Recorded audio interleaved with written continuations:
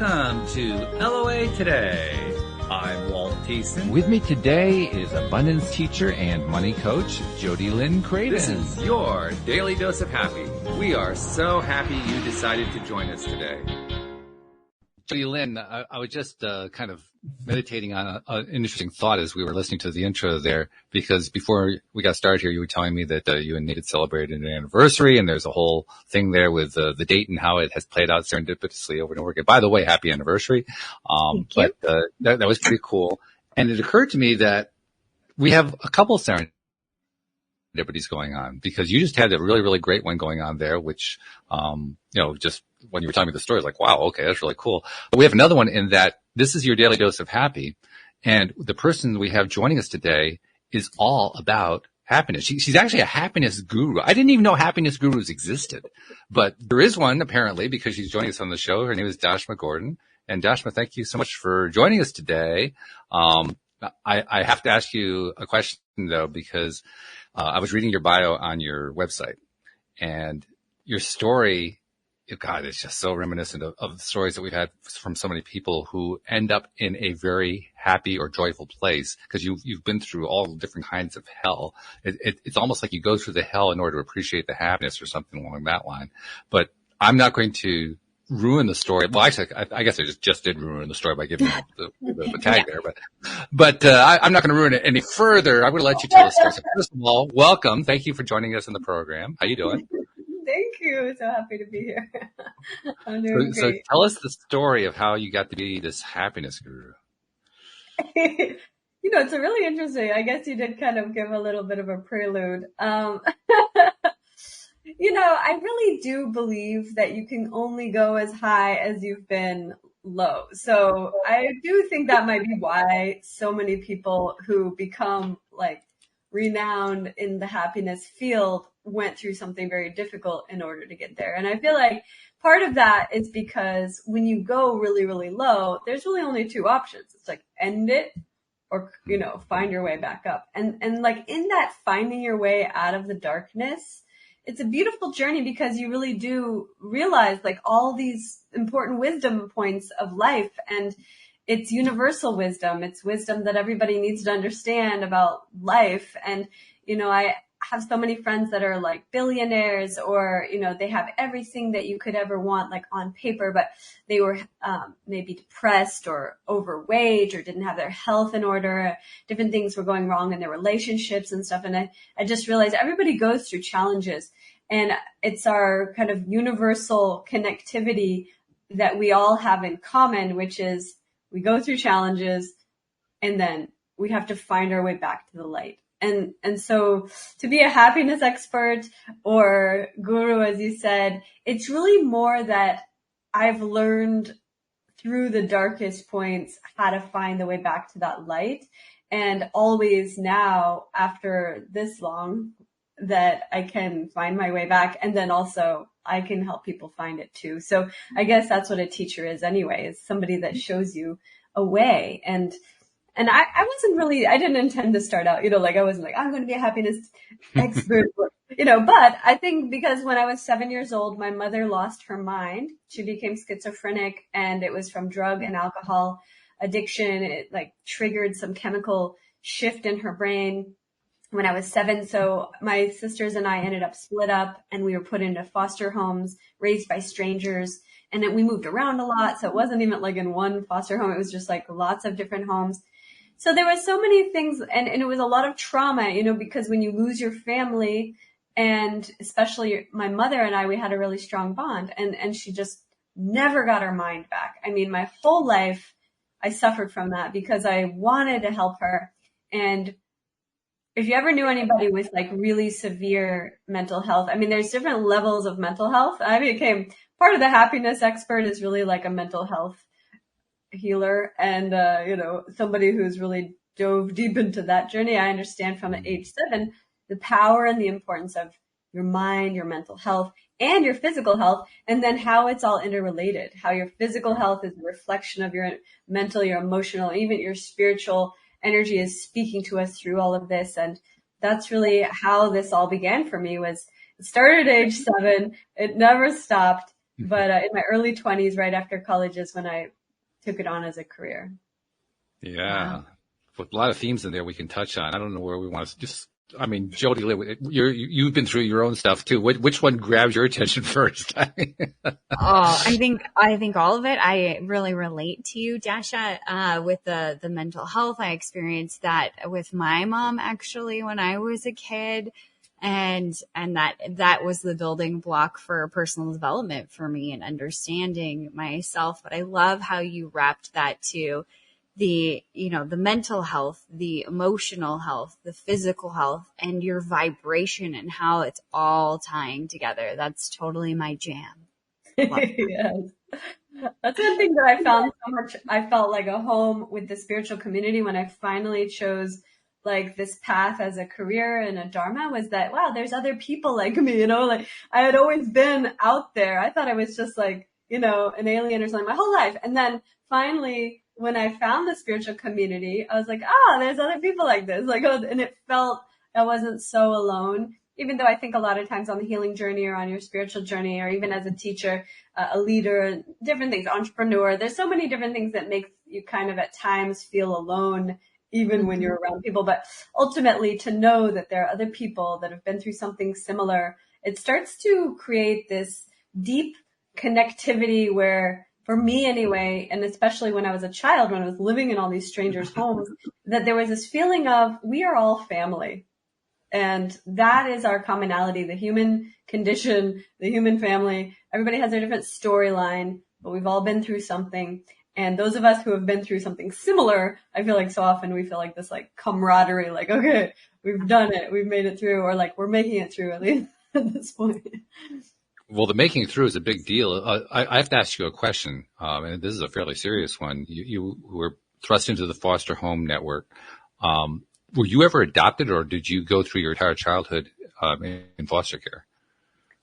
Well, it was interesting. I was never adopted, but what happened was I got a really interesting exploration, of these different homes, the different situations. Some of them did it for different reasons, like people in that kind of like category. A lot of times they were doing it for the extra money. So, you got these like really, and then there was like a few that were doing it for like, just, they were like compassionate.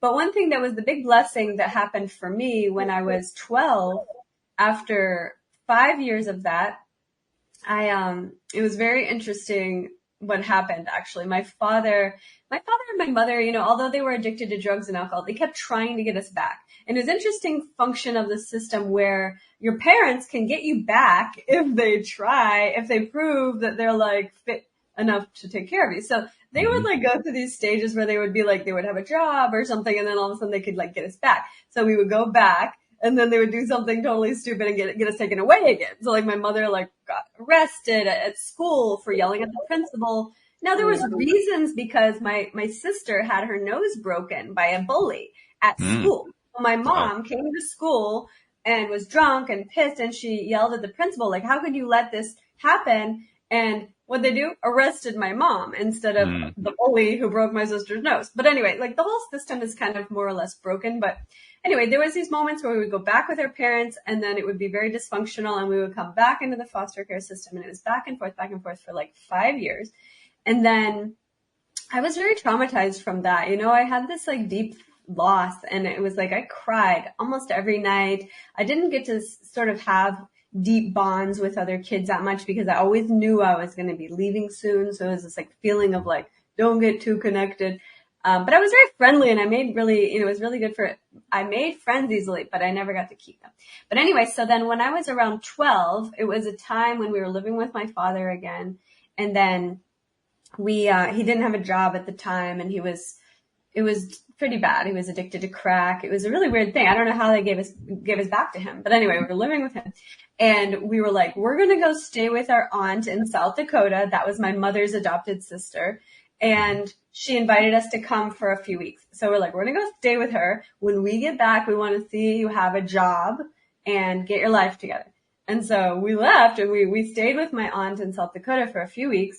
And then, it was really nice because she's like so compassionate. It was interesting. My mother and my aunt were both adopted. Neither of them were biological, but like they were, so different. And so my aunt, she always, her whole life, even from a childhood, her dream was to have an orphanage. And it was so interesting because she kind of ended up manifesting that, because she had a child of her own, and then she married a guy that had 2 children, and she adopted a child. So she had 4 children when we went there.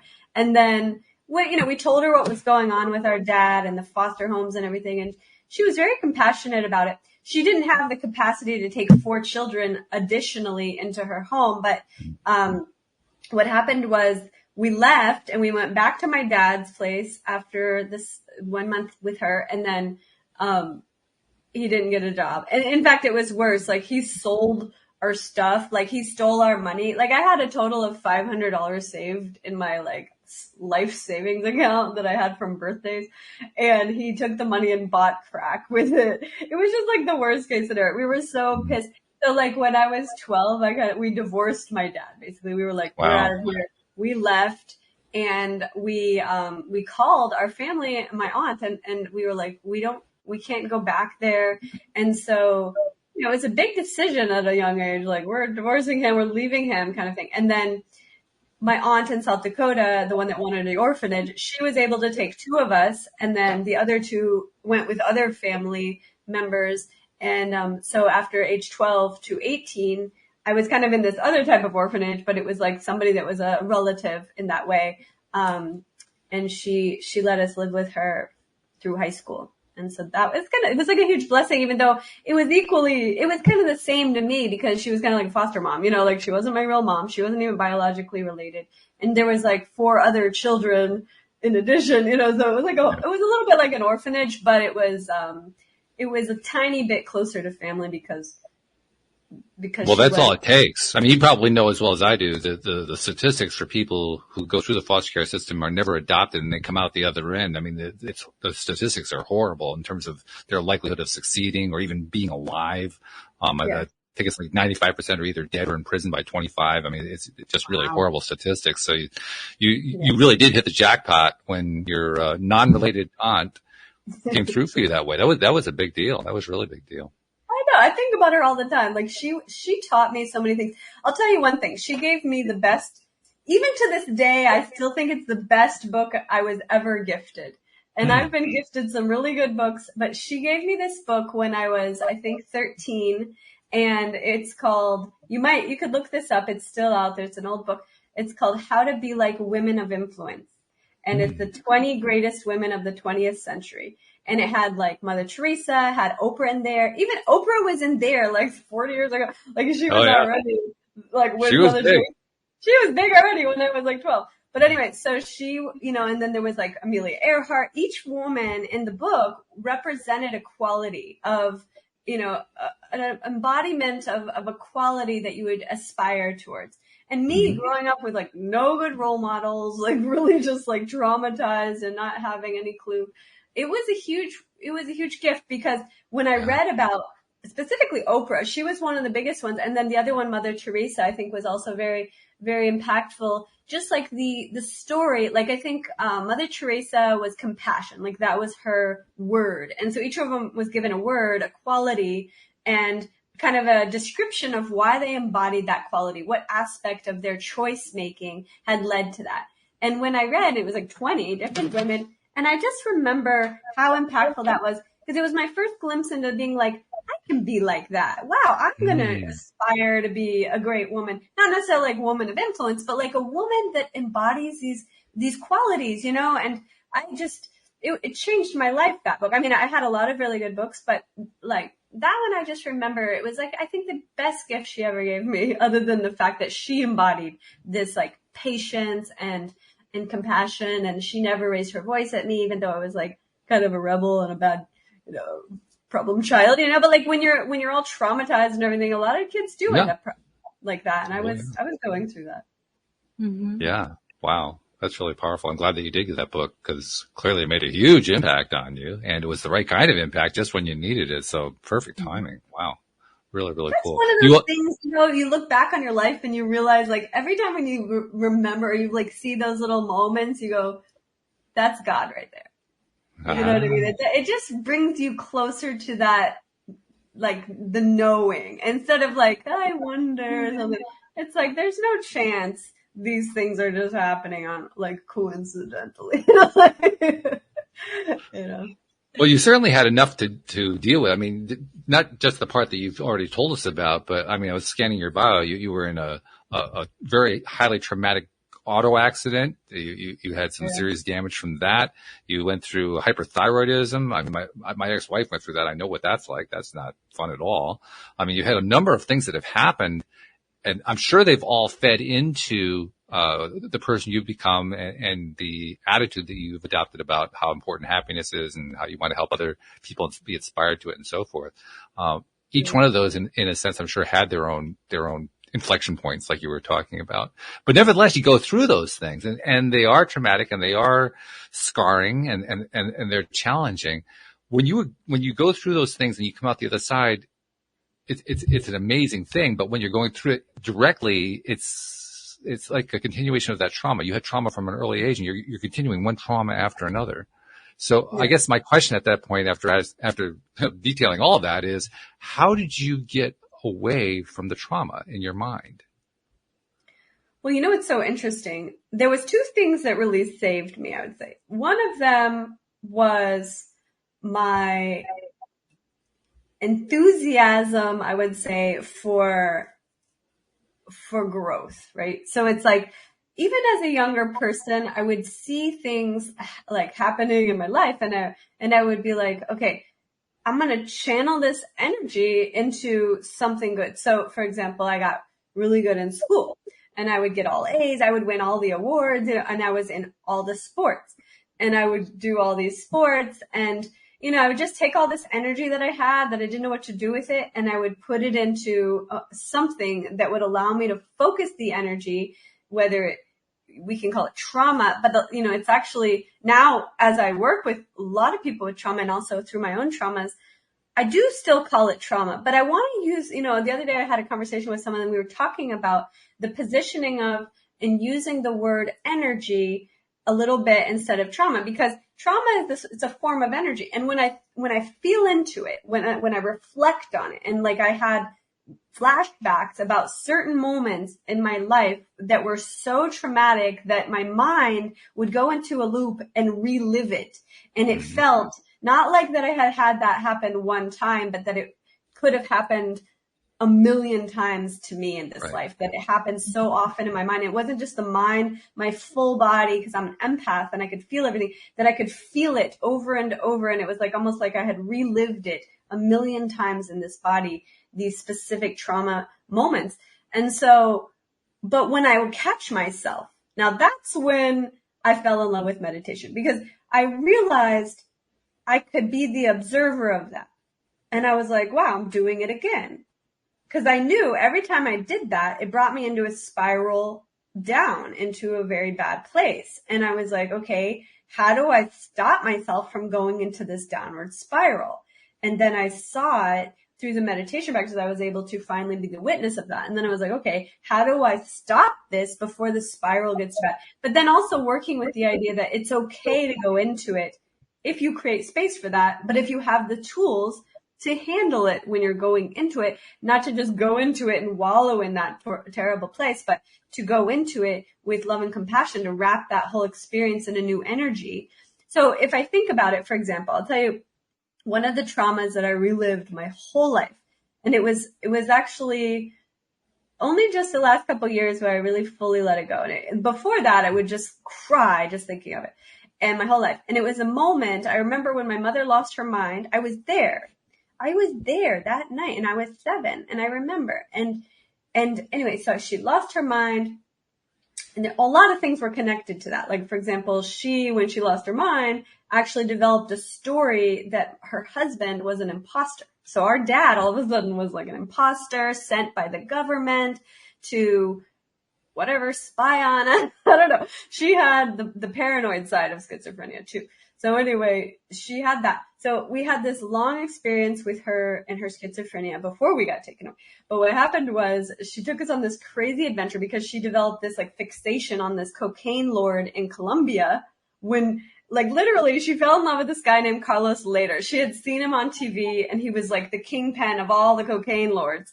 And she's like, that's my soulmate, basically. And she started becoming, literally, she started becoming like a pen pal of him. And then she decided we're all going to move to Colombia and we're going to become like living with him.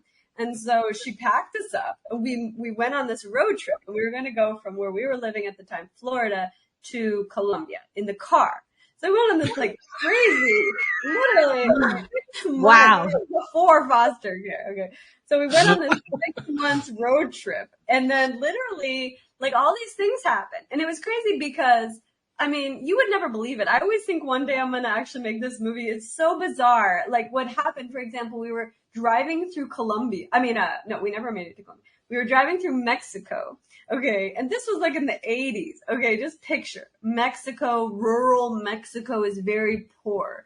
Okay. Right. These people, they let us into their home because we're like living in our car. And basically there's 4 children and a mother. And we're all tiny. She was 4'11" and we were all like little. And so anyway, long story short, we would like be welcomed into these people's homes, these Mexican families. This one family, I'll never forget. They actually, had like 12 children and they had a home the size of like one room, like your office, basically. You know what I mean? Like one room for 12 children and they didn't even have plumbing. They had like a hole in the backyard and they used comic books. They didn't even have toilet paper. So it was just a thing. So anyway, we lived there. One of their children died while we were there in the house. And all these things happened. We were living in the car. So we finally left when that child died. We left. We were living in the car. One night, I remember, a man came to the window. We were sleeping in the car. He came to the window with a machete.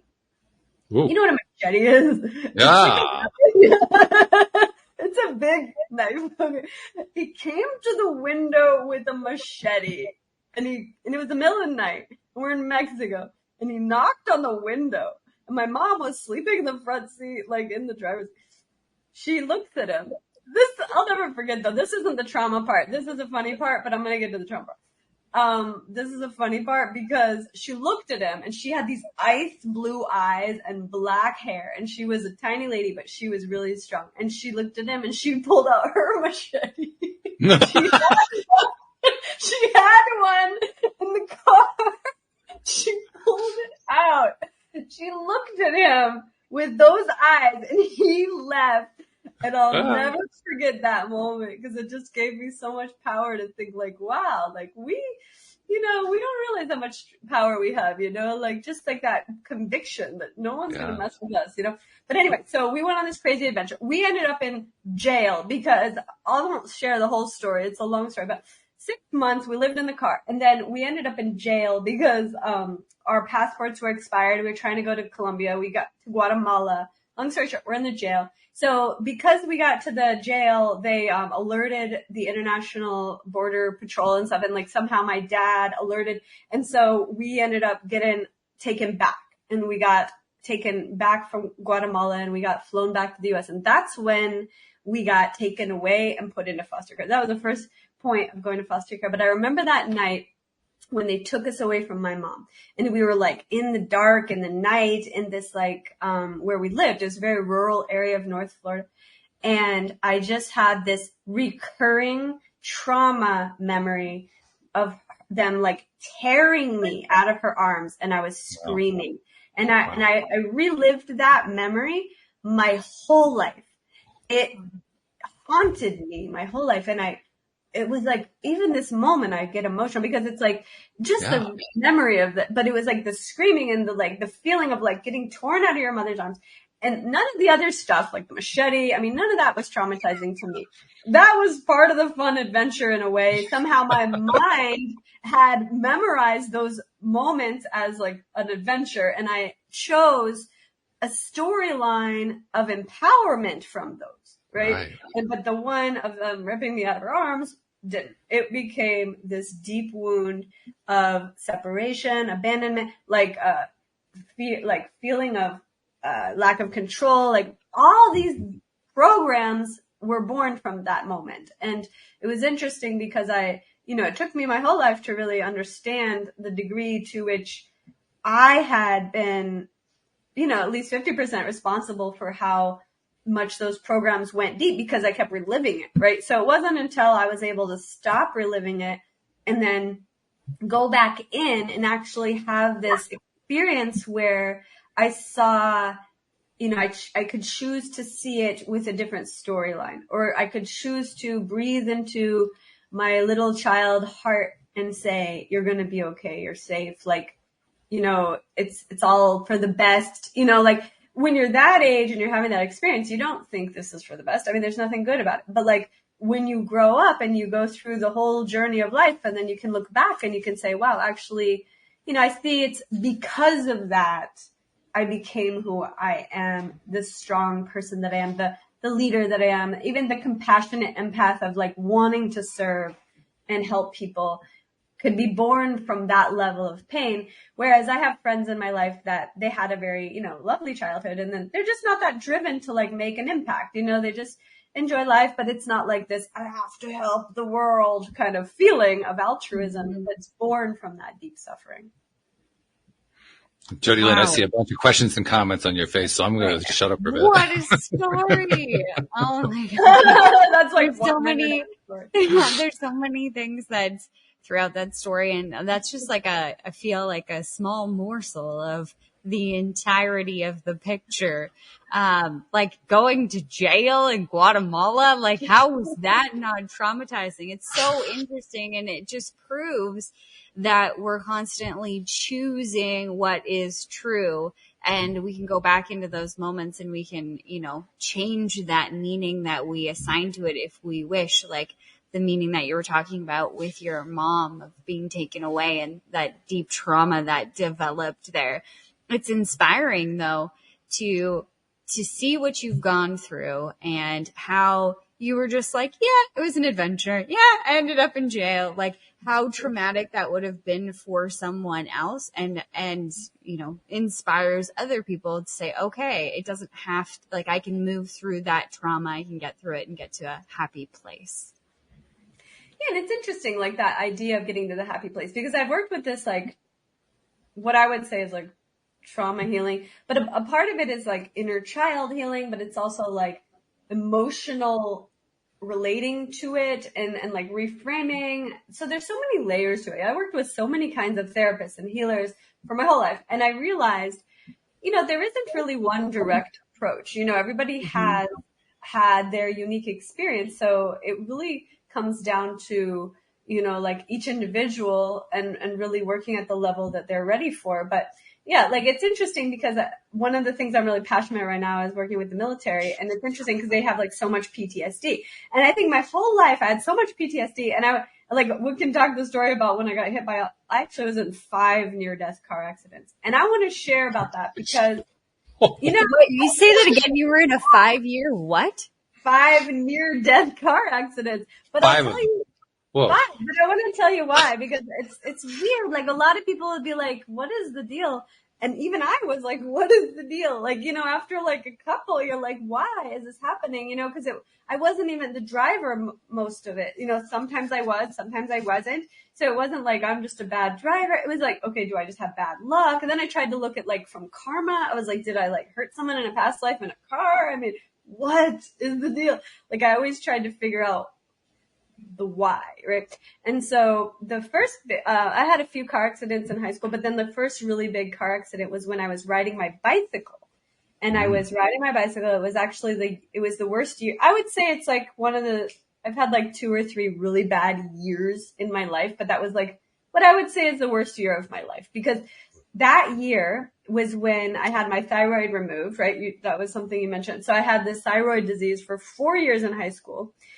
It was Graves' disease, which means hyperactive. So I had hyperactive thyroid. And so then 4 years. So finally, the last year they were like, we have to remove this or you're going to die. So I was like, oh, I don't want to die. So okay, remove it. And so I had my thyroid removed. It was the same year that I actually had like so many things happen all at once. It was my senior in high school. I lost my virginity to rape. There was a boy that I knew. He was my neighbor. He was my friend's boyfriend. He was my friend, I thought. But anyway, it's a horrible, that was probably the most traumatizing thing that ever happened to me. Like, I think when the Me Too thing came out, I really wanted to speak out about it, but it was too painful to like make a big deal about it and bring it back up 20 years later. Cause I was like, man, I don't want to talk about it. You know, it's like so painful, like to just bring it up. It's not easy, but that was another thing I had to sort of spend like several decades healing about. But basically, so that year I lost my virginity to rape. Then I had my thyroid removed. I went to school drunk and I got arrested at school for drinking. I got suspended from school, so I couldn't go to school. Then I moved out of my aunt's house and went to live with my friend because my aunt and uncle were like, you are a mess. And I was like, I can't live here. And so I left. Instead of trying to get help or therapy, I just was like, I left. And then that same year, besides all those things, I was like at the very end of this 1 year period, I was riding my bicycle and I got hit by a car, and the car was going 45 miles per hour. And it was just like crazy because I was trying to go across the highway and my bike chain, my bike link skipped. And it wouldn't go. It like went off the track. And so I couldn't move forward. And this car did not slow down. It was so weird because it was actually kind of like turning up a red light. So that car was just going to try to like make it through the yellow, I guess. Wow. She smashed me so hard. I went flying. I was like dead. I believe I was dead for like 1 to 2 minutes because I remember seeing myself from above and it started to rain and they had to cut my clothes off of me to put the neck brace on to put me on the stretcher to the ER. And I just remember seeing myself from above and I was like, you know, just the witness of this experience and kind of like, wow. And then I went to the ER and they were like, you gotta, you know, get your spine looked at. And I was very stubborn at the time and I didn't believe in lawsuits because I felt like it was bad karma. So I was like, I should have sued this lady. I mean, I would be a millionaire. But anyway, the point was I just let it go. I was like, I want to let it go, you know, and I shouldn't have. I should have sued her. But anyway, long story short, it ended up causing me to have scoliosis. And so I ended up with scoliosis from that. And so this was like the worst year. I mean, if you could rack up more like horrible things, let me know. But basically, it was like one of those turning points. And then what happened was the doctors, they all said there's nothing you can do. And that if you have scoliosis, you have to just kind of like heal, you know, live with it. And you can do chiropractic and they can kind of like work with it. But there's no way to reverse scoliosis is what the doctors said. And so I didn't really believe that, but I didn't know any solutions at the time. So I was just kind of like managing the pain of this. And it was interesting. One day I was in college and I was in they had this big health fair and there was this chiropractor and he had one of those scales where it was like 2 different scales, 1 foot on each side. And I noticed I was putting 10 pounds more weight on one side than the other. So I was really out of balance and it was affecting a lot of my systems. I could feel it, you know, and I knew, but I didn't know how to fix it.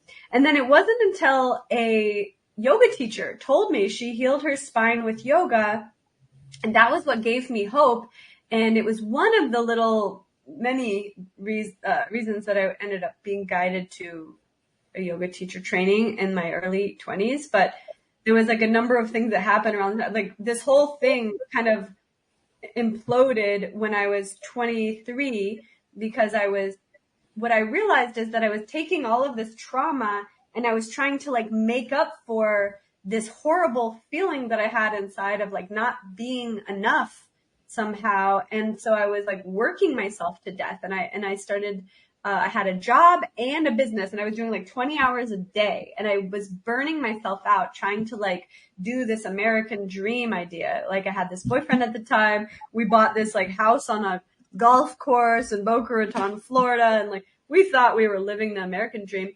And then what happened was I just got so depressed. I was so burned out from this work-related burnout that came from this deep feeling of like nothing I ever did was ever enough. So I needed to like do more to get ahead, to work harder. And I just burned myself completely out.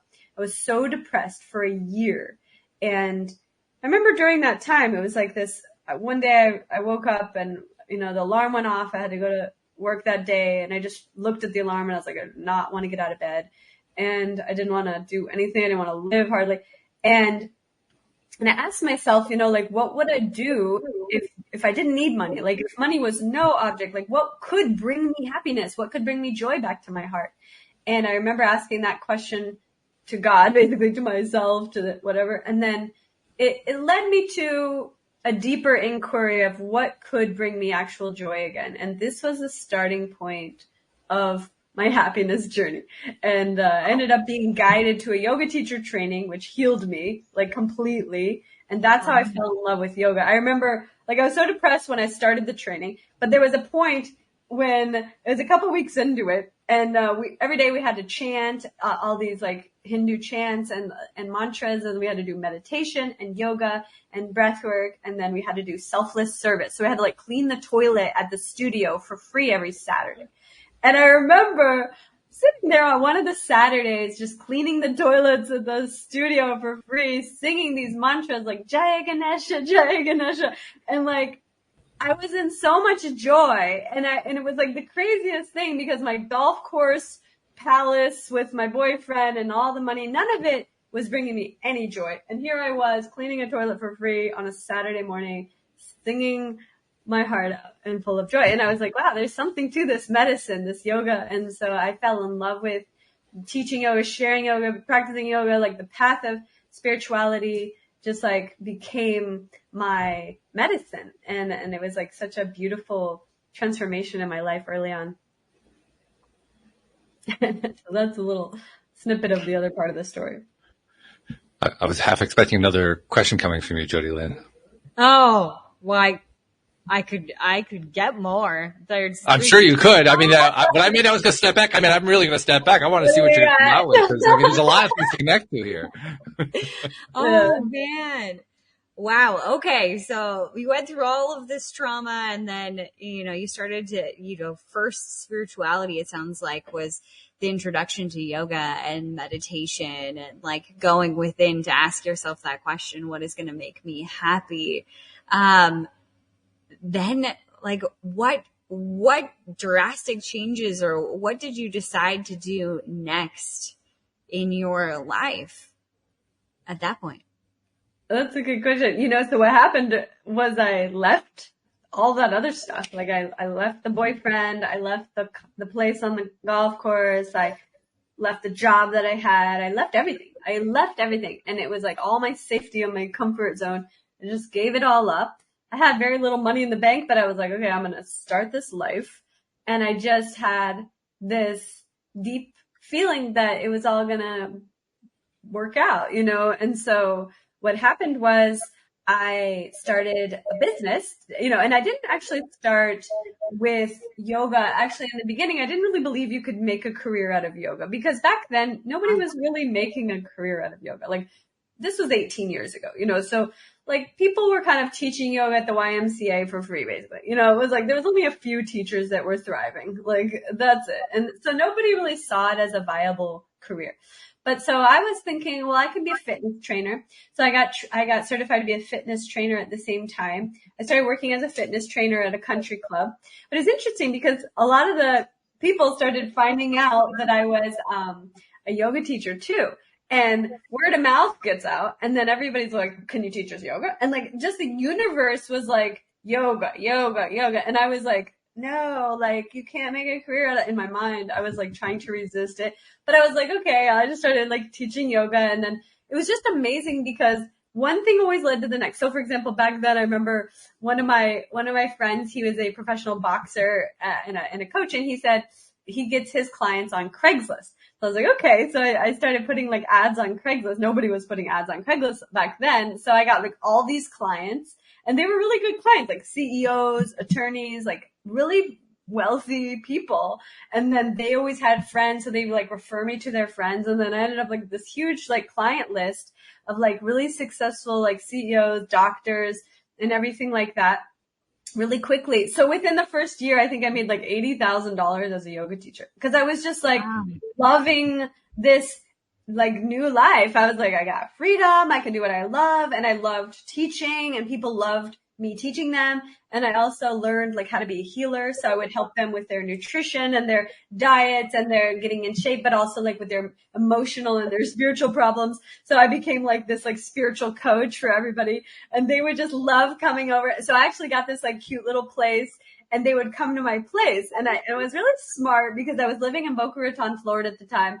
And I had this awareness that if you want them to come to you, you got to be in a nice area. So I got this like really cute place. It looked like Melrose Place, like that show. It was like really adorable. Everyone loved coming over, and I would make them tea, and we would do like yoga, and they just felt like going to my place, doing yoga with me and having tea was like the best thing. And so they all wanted to do it like multiple times per week. And I just ended up like, and then I was teaching classes, and then I started to do workshops, and then I started teaching retreats. But what really catalyzed my career was one of my clients. He was a marketing specialist and a rabbi, and he actually helped me launch my YouTube channel in 2006. So I was one of the first people on YouTube.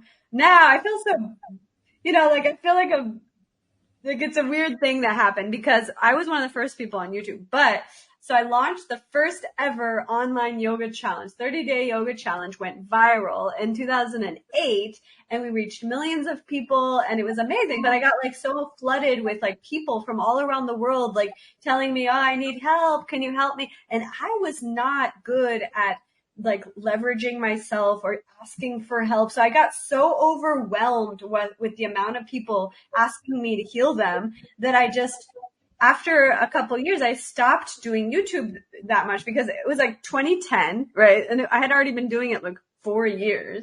And and I didn't know how to monetize it. So I was just like, man, this is like taking my whole life, this YouTube. So I kind of stepped away. And it was funny because at that time is when everybody flooded in and started doing YouTube. And then all these people took my ideas, the 30-day yoga challenge, or like I used to do all these like juicing videos. I used to do these like vegan, like detox and everything. And then after that, I saw like a lot of people came in, they saw the videos that I like were going viral. They made a whole channel on each topic basically. And I see some of the people who came in at that point when I kind of had pulled back, and they like have millions and millions of subscribers on YouTube. But it's just like an interesting thing because I feel like I was always ahead of the curve, and I started a lot of trends in the spiritual community. But then by the time I was like already burned out, tired of doing it, like that's when everybody else, like the actual wave was just really starting at that point. Mm-hmm. But, I feel like there's good things about that. And then there's other things like that I learned from that. Like I could still do YouTube, but like I don't do it with enthusiasm because I already been on there like 18 years. So now I'm like, okay, like,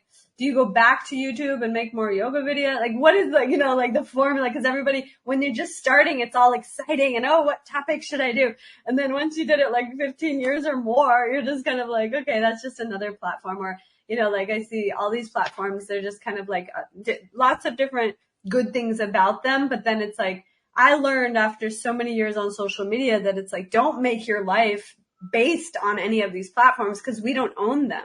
And I saw so much over these years, like, the algorithm change or like the ownership change or like the way that they're giving new reach changes. And like, I remember on Facebook, like I remember when they first launched Facebook Live videos and we used to get such reach that on my Facebook page, like if I went live, it would go to like hundreds of thousands of people every time just because they're going live because they wanted to push that feature. And then once the feature was like, in place, they pull back the reach. So you have to pay for the reach. And I just saw how these platforms keep doing that. And I was like, I'm sick of that. And I still do social media, of course, but it's like with a different awareness. It's like from that observer consciousness of like, okay, I see this as the value that it is, but I'm not going to build my life around it because I don't own it. And the way that they're constantly sort of like manipulating the algorithms to make more money and to pull back on your reach just when you invested a decade into building a reach or building a follow, and then they change it so that you have to like pay or get some other approach. It's just exhausting. And so I started working on a whole different formula on how to like do my whole life and how to achieve my mission in life without it being so tied to the social media platforms, I guess you could say. Tell us more. What do you want to know? What is the formula, Dasha? What is the formula? Okay, so here's the thing. I think that there's two different things, right? You do want to have social media because it's it's important. Like, it's good. Like, it's like this way that, for example, instead of texting your sister, you text the world. It's like a nice thing. Like, if you use it in that way, then the whole world is your friend. And your whole world is like, hey, this is what I wore today, or this is what I had for lunch, or this is what I'm doing, or here's my interview with this beautiful person, or, there's different usages of the platforms. All of them have a beauty to them. You always have to look at your intention, right? Like, what's your intention? If your intention is to reach the largest amount of people, or if your intention is to create a business around it, or if your intention is to create impact, or if your intention is an artist and you just want to put your art out there, or your intention is to, like I was saying a minute ago, like treat it like the world is your friend and like share about your life. There's so many different intentions. So I guess it always starts with that. But if there's a financial intention, I feel like that you have to be very strategic. Otherwise you just waste so much time. And when I look at life, and I'm like, okay, we only have so much time in this body, in this life.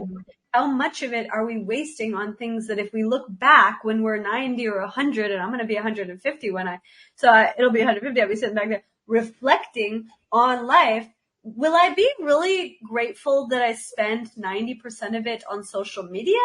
Or will I have really wished that I would have invested it into a different type of energy, right? So it's like, not that there's any right or wrong, but I like to look at it from that lens so that I'm always clear. And when I know my intention, then I can use the platform instead of the platform using me. So that's kind of like the starting point of that conversation.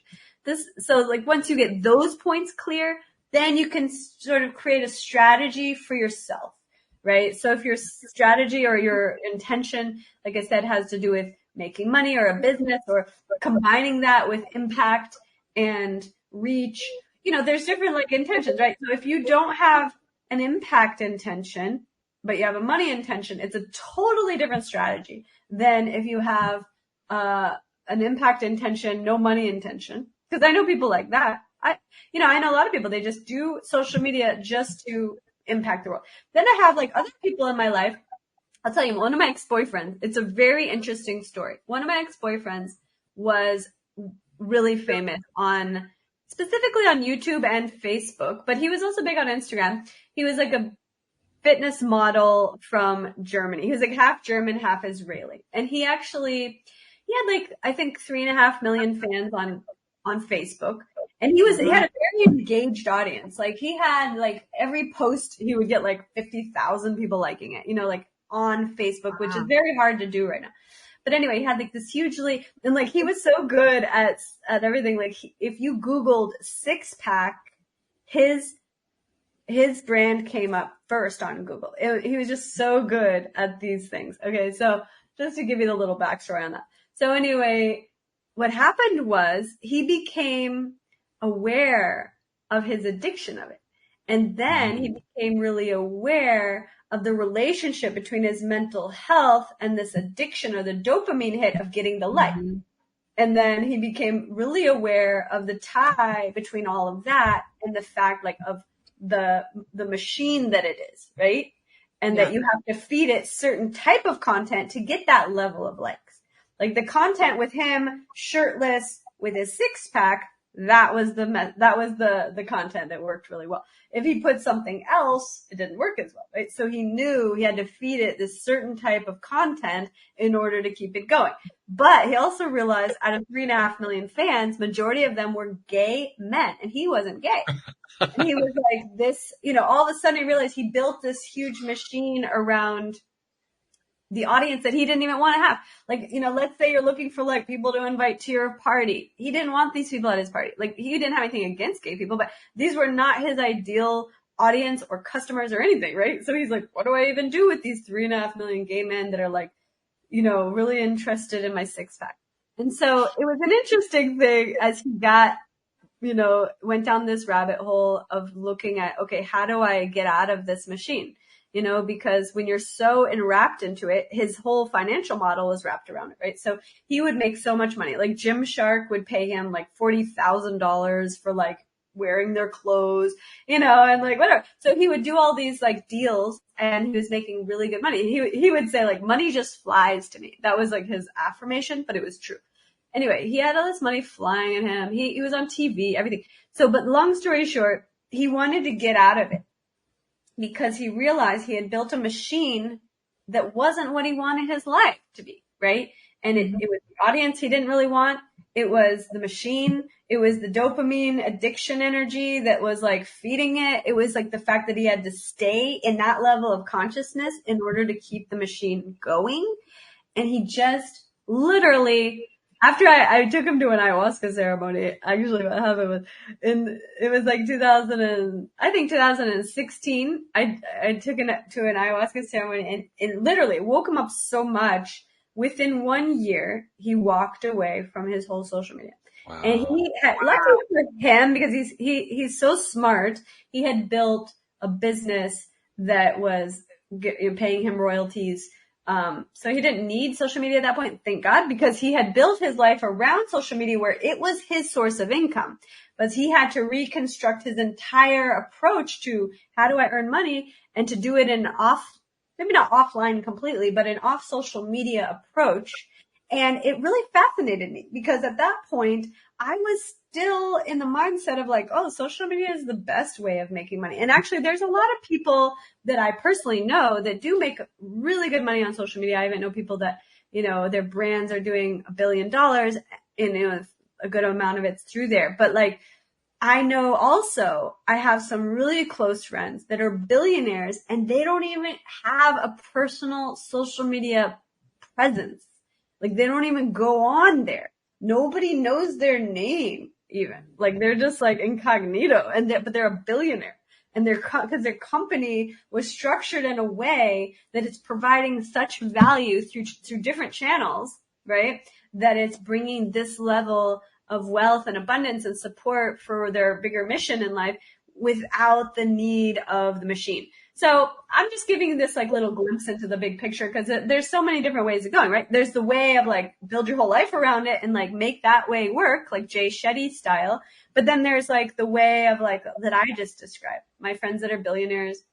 And then there's like in between, there's like people that are billionaires that are on there, like Beyonce or something.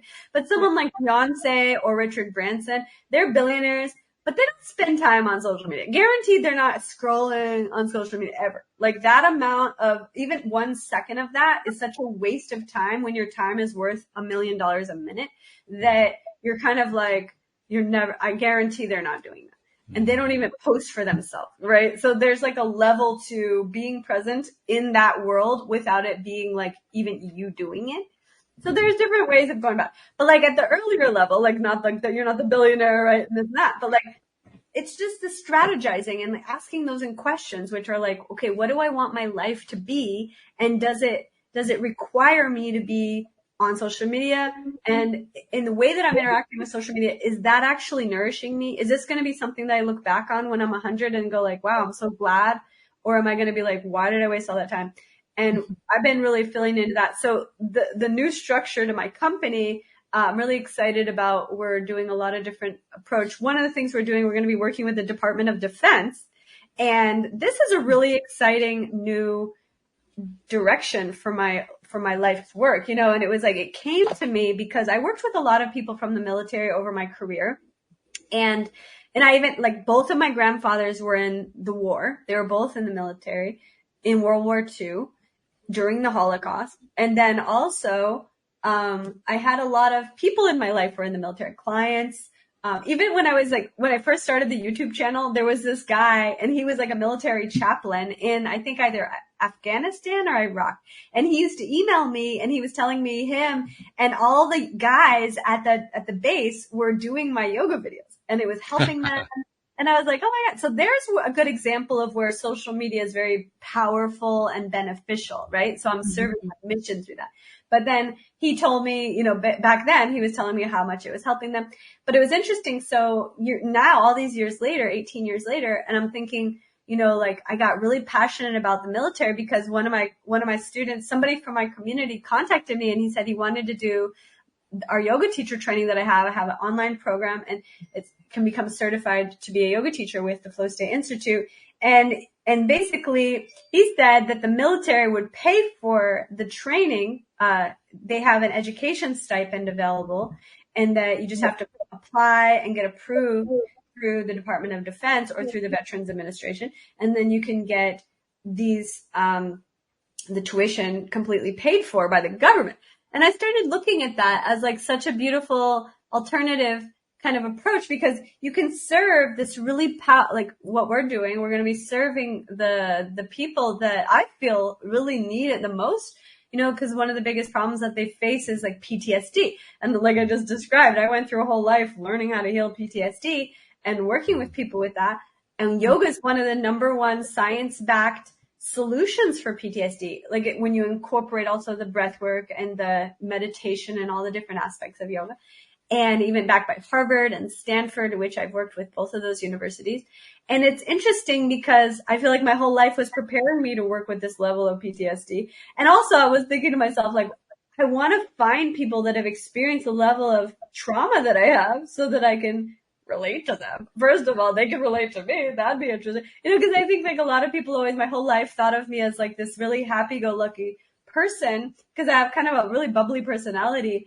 But then like I have that depth to me because all that trauma. So it's like always looking for ways to like be able to utilize the wisdom and the depth that I gained from this life.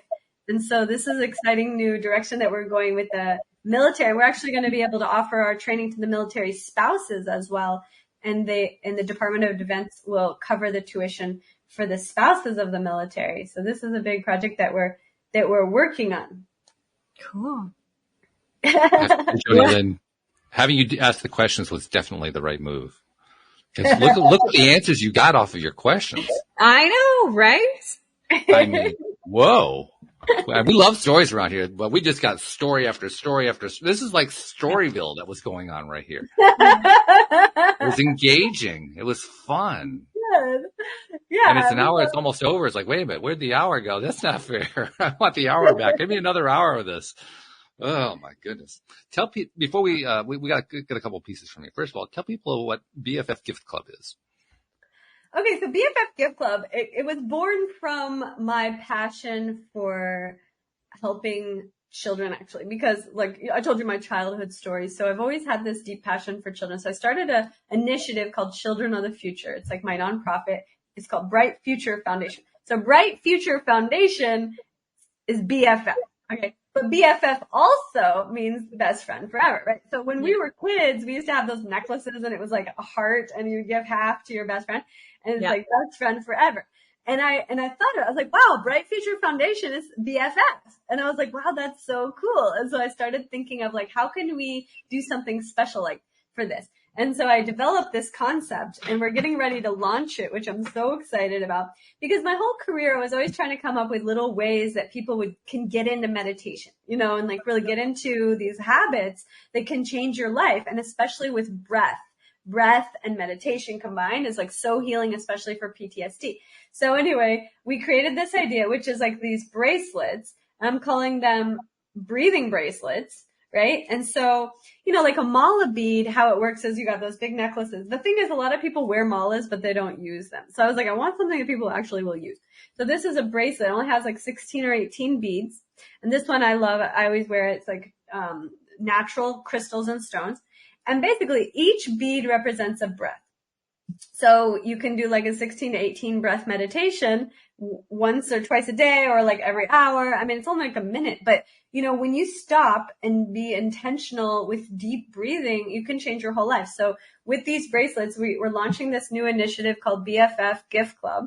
And it's amazing because it's going to come with a whole little kit and it comes with like this blue lotus oil. So blue lotus comes from the ancient Egyptian lotus flower, and it's a euphoric aphrodisiac, and it's so wonderful. So it's a kind of oil that when you smell it, it can induce like a euphoria, and so it raises your vibration naturally, and it has a lot of other benefits too. So we mix the oil with moringa and jojoba and rose hip and a few different carriers that are like really nourishing. So you can put this on your skin, on your face, on your hair, and it's anointing oil. So it's this anointing oil with the blue lotus. You put it on your hair, you put it on your face, you breathe it in. You can put it everywhere because it's really nourishing. And then you do this breathing ritual. So the breathing ritual, we have a video that when people get the bracelet, they get a box and then it has a QR code. It takes them to the video. They can watch the video. It guides you how to use the bracelet. Specific breathing techniques that can help to regulate your nervous system, help you to calm your PTSD, help you to reprogram your consciousness into peace and joy and to feel good. And so these little bracelets, it's part of this thing called BFF Gift Club. And basically it comes with the bracelet, the blue lotus oil, as well as some health tonics and elixirs and even these hydrosol. So this is another thing it's a blue lotus hydrosol for like bringing that same energy just into your auric field, cleansing your field and elevating your vibration and making it into a ritual. So everything about the whole gift club is all about ritual and ceremony and sacred energy and bringing that consciousness into every breath and healing people one breath at a time. And my vision about BFF Gift Club is that you can come on the website, it's brightfuture.org, you can build a box and you can send this to your friend. So you pick out what color you want with the bracelet, you pick out the different items in the box, and then my team will put the box together and actually ship it to your friend. And you can put up to 12 different addresses and friends, and you can even put their birthday or the special date that you want it mailed on, and they'll mail it to your friend with a special custom gift card, whether it's birthday or whatever holiday. And so it's like this special idea about gifting because I feel like we've gotten so much in the digital world and people are getting away from physical everything. So it's like, I want to bring the physical back. I want people to give each other gifts and cards again. When I was younger, I would always give all my friends gifts for every holiday, for every birthday, little card, handwritten.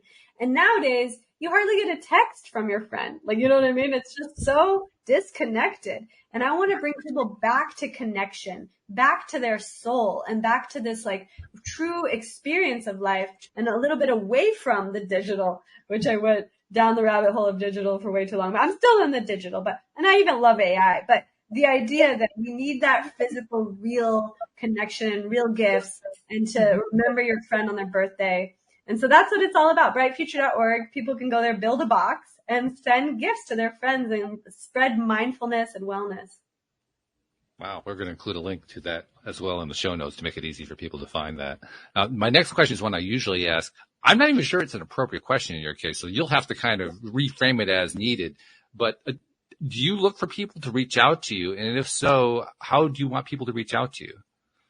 That's a good question.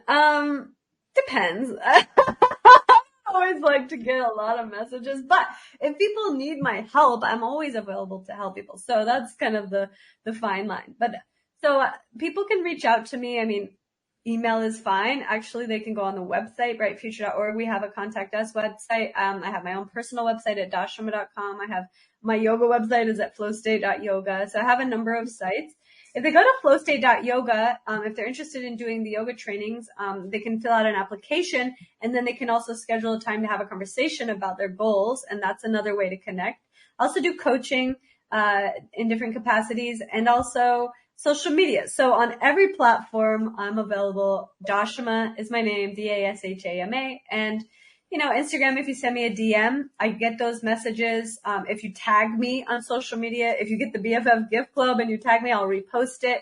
I'm very active in that way, but I don't spend my whole life on there anymore. But but if you're interacting, I do interact back. And from this, I'll definitely share this conversation. I'm looking forward to sharing this conversation with my audience. And yeah, all those different ways. And probably many more. People can reach out anytime. Well, Jody Lynn, you know what comes next. I think that this is probably about as appropriate as it could possibly be, right? Considering the nature of this particular guest we have today. But Dashama, I noticed about a year and a quarter ago that we have a tendency in our society to overlook something that's really important because, and you're a clear example of this. You have helped probably billions of people that you've never met, you've never seen through your YouTube videos and your courses and your all the different social media posts you put out and so forth. And we don't get recognized for that. So I'd like to kind of reverse that trend by saying, on behalf of those people that you've never met and that you've never seen, thank you for what you've been doing, because you're making a major difference in this life. Thank you. You too. You know, it's an interesting thing. Like, that's one of the reasons that I was saying, like, how when you look back and you ask yourself, you know, was it worth it? And that's really the one thing that makes it worth it, is to know that your energy has made a difference in someone's life. And I'll tell you a story really quick. When one day I was writing a newsletter, and in my newsletter, people can subscribe to the newsletter on my website. In the newsletter, it was like one of those, you know, I was a cheerleader, you know, so I was like, hey, you know, your life has a purpose. And I'm always trying to like hype people up on their purpose and get them all excited about life. And it was so powerful because I got a response from the newsletter, and it was a woman who thanked me for the message. And she said, you have no idea. I was about to take my life today. And if I would have left behind my 6-year-old son. But I was so depressed and I felt so purposeless that I was about to take my life. And I just happened to get your email newsletter, and your energy shifted me in such a way I chose to live. And I just want to say thank you. And it's moments like that I live for. It's moments like that you're like, it's all worth it. Like, everything you do, you never know who you're reaching. You never know who you're pulling out of that darkness in that moment, you know, but you also have to take care of yourself and find the balance. But like, literally that kind of experience, I've had many of those in my career, but that kind of feedback is what makes it all worthwhile. So thank you for your acknowledgement. I appreciate that. Oh boy. I don't even know where to begin to thank you for all that you've been talking about and sharing with us here. So I'm just going to do my usual thing, which is to cast it off to Jody Lynn, because she usually comes with a great way of summarizing it. Now, you got a lot to pick from here, Jody Lynn. I mean, there's a ton to pick from here, right? Oh, so man. What are you going to focus on? What's the thing? What's the one? The one thing? You can tell me I pick one thing. Well, you can take 10 if you want. I feel, to sum things up, the level of consciousness that you are bringing to the world and that you are discovering and then showing people how to witness that within themselves is absolutely tremendous, and helping the world in a way that I think we need more of. If we're able to step back and see those stories and choose another path, we can have a happier life. And I love how in everything that you've been through, you are able to step back and see yourself or that story playing out as a witness, as you said, and understand your level of consciousness and raise it to a new level and a new level of happiness. And that consistently asking that question of, you know, when I'm 150 and I look back on my life, will I be happy with what I'm doing in this moment? And I think all of these things are beautiful reminders for everybody that's listening and the world today. So thank you. Thank you, beautiful. So nice to meet you both. It's been such a joy to share. You can see why I call on Jody Lynn at the end. I mean, that was like perfect, right? She's good. She's really good. I don't think she really knows how good she is. She kind of does. You know, she's kind of learning that over time, but she's really good. Pull it out. That's what I came up with. My school is called Flow State Institute, and that's exactly where that comes from. It's like when you tap into this divine intelligence that gives you the words. Exactly. You know, I know, because I'm a teacher of this. Like, you didn't come up with that. That came, you know, that was channeled from your divine nature, from your higher soul, and it was. I take a breath, and then I witness to whatever comes out of my mouth. Literally, I just see that, and I was like, so what you did was exemplify that you have that connection, and the portal is open, so you're able to receive this level of downloads, I like to call it, or, you know, however, divine guidance. And that's called flow state. Yeah. Beautiful. How interesting. We actually talked about flow state in the last minute. We didn't talk about the rest of the show. I mean, it was like the title of the show. We didn't even talk about it until the last minute. The whole show was a flow, but you know, all those stories that I shared were really leading up to this, because think about it. Like, how do you get to flow state? Now, some people just like fall into it, but I think that more than anything, it's literally a hyper focus ability for your soul to both, they call it where discipline meets surrender. So discipline is that like ability to actually be present and focus, and surrender is to not try to do anything. Like you're just like, she didn't have to think of what she's going to say. And that's that surrender element. Beautiful. My goodness, we're going to get some comments on this one. They're going to love this one, I'm sure. As soon as they hear this one, we're going to get the emails. We're going to get the social media comments. So thank you so much, Dasha, for joining us on the show and sharing your amazing story, remarkable story. And we wish you nothing but the best going forward. Thank you so much. Same to you. Many blessings. Thank you to our podcast listeners everywhere. We'll see you all next time here on LOA Today. Goodbye, everybody.